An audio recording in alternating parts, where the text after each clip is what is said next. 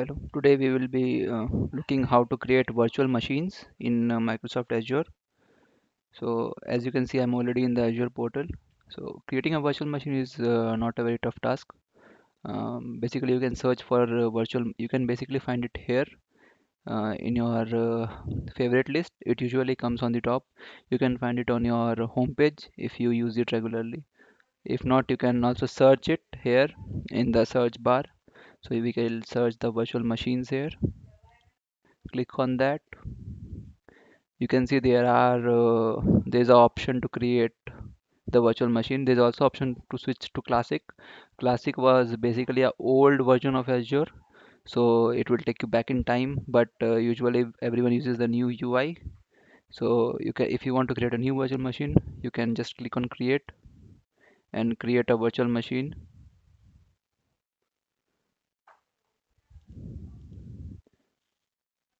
Yeah. So as you can see, the new screen loaded. Here we have to provide all the necessary information about the virtual machine.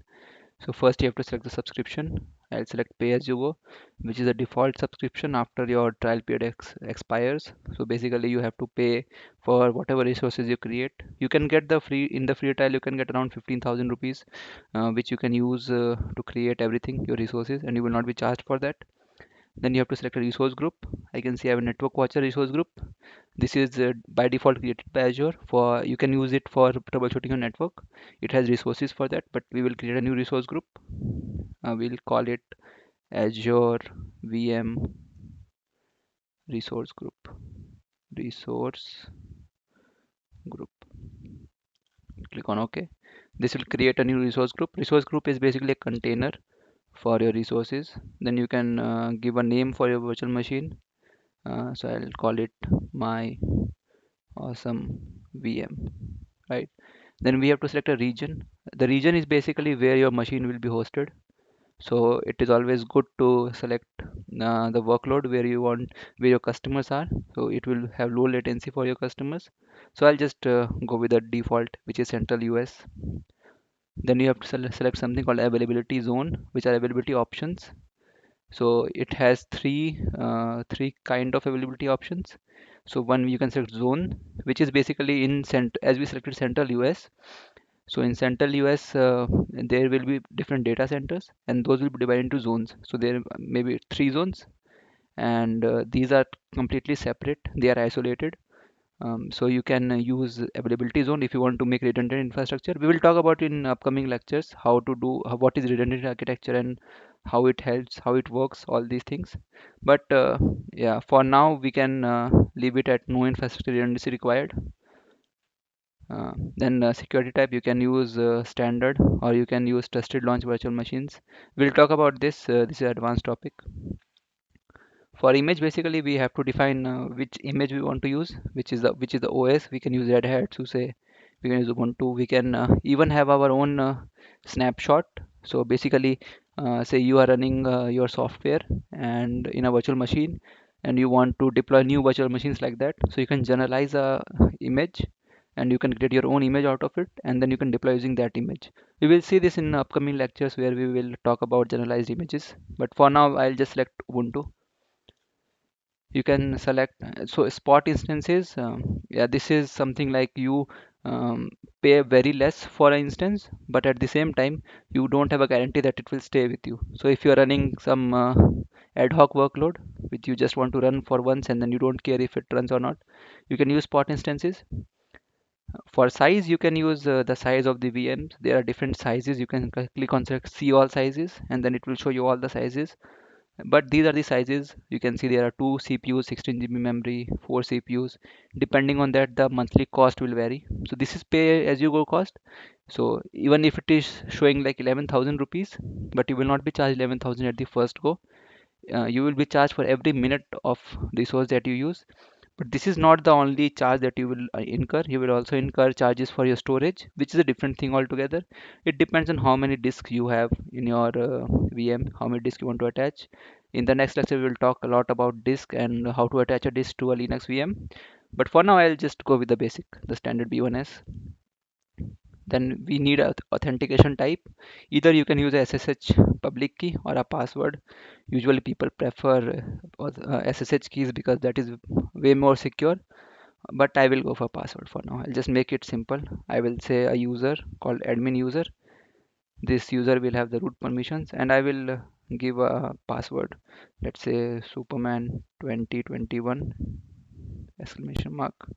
I will say this here as well, right? And in inbound port, we keep it default. We'll open the SSH 22 from internet. In corporate networks, you don't do that because, yeah, again, the same thing. You don't want to access your VMs from outside. You use something like a stepping stone server, and then you only around allow SSH port from those servers so that it is way more secure. You don't have direct access because, hackers can hack anywhere. So I'll just go to next disk. For now, we'll keep it default. We'll have a OS disk of 30 GB. It is a locally redundant storage, which means basically it is in the same data center. So whenever you create a new storage, Azure replicates it to keep a copy. So it will do it in the same data center. It will have 3 copies of your data, so you don't lose your data. In encryption, we can use Azure default encryption using platform managed keys. This basically means your data which is on the disk, which will be encrypted. You can use your own keys, but yeah, I don't want to do that right now. You can attach extra disk from here. You can create new disk and attach it, and then you can format it and mount it. But for now, let's keep it simple.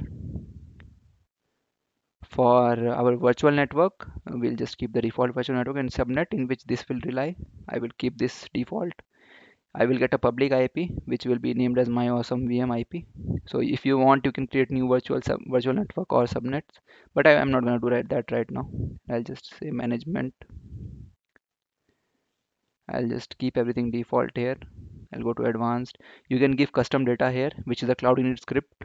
So basically, if you want to install Nginx in the first go, whenever your virtual machine starts, you can do it here. Then I'll move to tags. You can create a tag here like department IT, right? And we say team, we say cyber security. Yeah. So basically, these tags can be used to filter out your resources. If you have a same Azure subscription running your entire workload, then you can filter out based on teams, which team is using which resources or who is the owner of those resources. You can create these tags so that it is managed in a good way, and then you can create billing reports out of it so that you can see who is using what resources, right? Just wait for it. It will validate your resource if whatever you gave is correct or not. If it has some bugs or if it is not good, then it will show some error, right? Okay, I'll just give some email address, phone number. I don't know why it is asking right now, but don't it doesn't ask all the time, and it is showing that it will take you around 90 paisa per hour, which is very cheap if you want to run your workload. I'll just say create. You can basically see all your information whatever you have put before this, and now it will go for deployment. I can Yeah, I can click on this and it will show the deployment.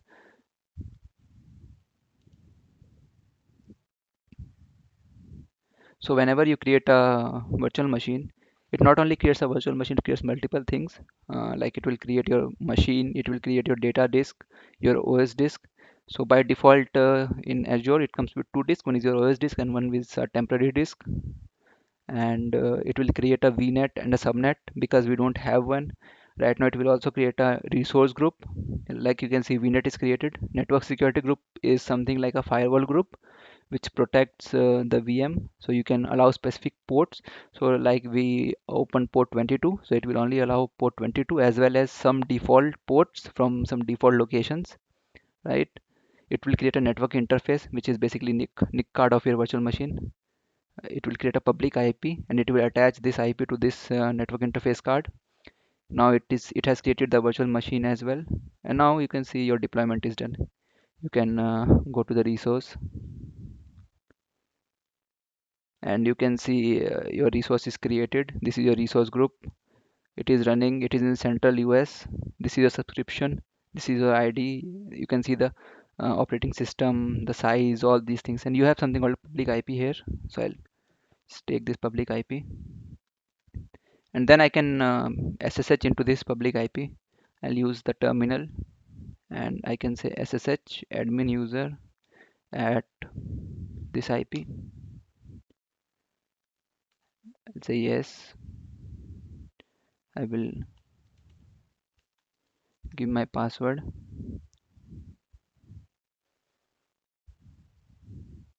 and I'm inside the VM. I can go to super user and I can run whatever commands I want.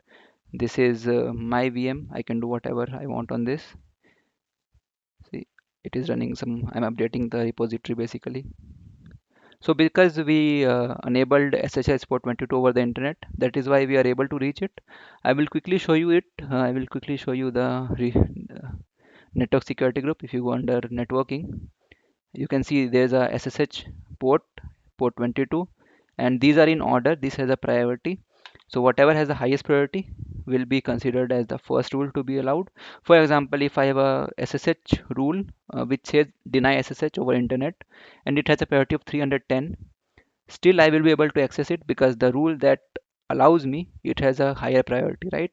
But if I have the same rule which says don't allow SSH and it has a priority of 210, which is above this, then I will not be able to reach it, right?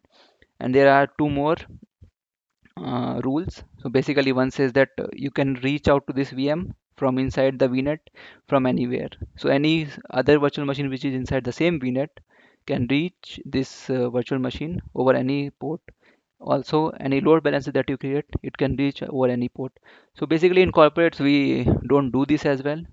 We specify specifically what can reach what, but yeah, here it is allowed by default, and this is a stateful firewall.